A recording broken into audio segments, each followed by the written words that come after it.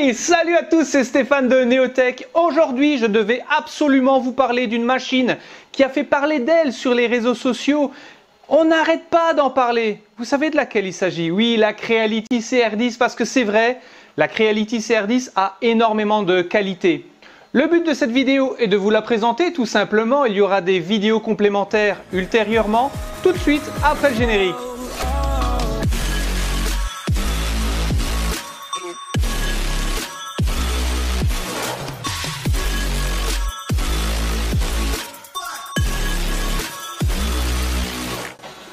Alors je vous assure, avant de préparer cette vidéo, je n'ai jamais reculé à ce point ma table pour vous la montrer, cette machine, parce qu'elle est énorme, surtout si on a l'habitude de comparer à des machines plus classiques comme la Dagoma Disco Easy 200 qui est certes une excellente machine, mais qui présente un volume d'impression moindre que notre Creality CR10.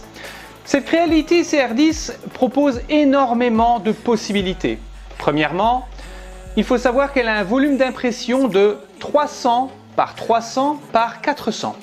Ça signifie que si on fait une comparaison par exemple avec la Dagoma Disco Easy 200, on passe d'un volume de à peu près de 8000 cm3 à un volume, tenez-vous bien, de 36 000 cm3. Alors là, c'est totalement hallucinant.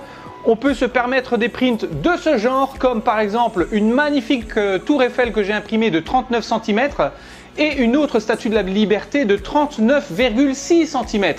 Autant dire que du moment que vous ne dépassez pas les 40 cm, il n'y a pas de problème. Vous pouvez vous amuser avec cette machine qui est totalement incroyable. Quels sont les autres avantages? Eh bien, comme on va le voir ici sur la caméra, il y a par exemple un volume d'impression, une surface d'impression on ne peut plus confortable. Vous le remarquez, surface en verre. Cette machine est équipée d'un hotbed, c'est-à-dire d'un lit chaud. Ça signifie également que comme elle est équipée d'un lit chaud, ça vous permet d'imprimer aussi bien du PLA que de l'ABS. Eh ouais, et ça c'est super confortable parce que le PLA c'est bien, mais l'ABS peut avoir certains avantages dans quelques conditions, par exemple si on demande de la résistance, etc. Donc, un bon point, le plateau chauffant. Autre bon point, on a une tête qui est extrêmement bien refroidie et je vous assure que quand le refroidissement se met en route, c'est de la bombe atomique. On a un châssis également qui est renforcé, ce sont toutes des poutrelles en aluminium avec une machine prémontée. Il suffit de monter le châssis avec quelques petites vis ici sur le côté, 4 vis sur le côté, 2 par-dessous, 4 vis sur ce côté-ci, 2 par-dessous et c'est monté. Ça vous prend ni plus ni moins une demi-heure. Si vous mettez un petit peu plus, c'est que vous avez bu le café. Mais c'est pas grave. Bon, autre point intéressant. Vous avez une alimentation de la mort qui tue, les amis. Oui, c'est vraiment une alimentation pro. Cette alimentation, pour avoir consulté les différents forums, est équipée de MOSFET. Ça signifie que c'est une alimentation qui est vraiment bien stabilisée et qui permet de résister dans le temps.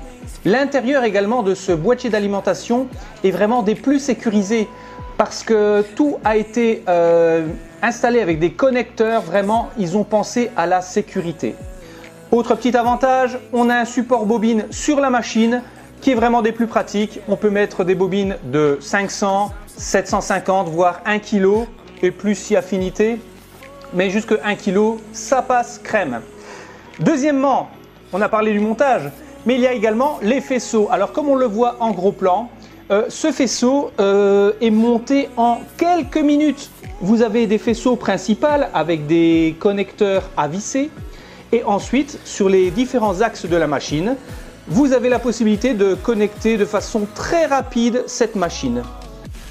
Comment se configure-t-elle?